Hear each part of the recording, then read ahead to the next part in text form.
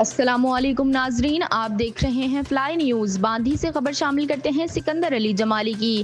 پورے ملک کی طرح شہر باندھی میں بھی 12 ربیع الاول آمد محبوب مصطفیٰ صلی اللہ علیہ وآلہ وسلم انتہائی عقیدت اور جوش و جذبے کے ساتھ منایا گیا۔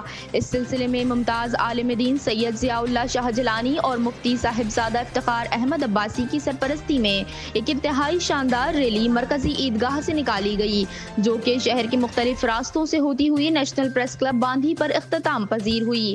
رحمانی چوک پر سید ضیاء اللہ شاہ جیلانی اور مفتی صاحبزادہ افتخار احمد عباسی نے ریلی سے مختصر خطاب کیا۔ نوجوان اتحاد باندھی کے صدر سیٹ عابد علی غوری اور فرقان علی غوری نے میٹھے پانی کی سبلیں بھی لگائیں۔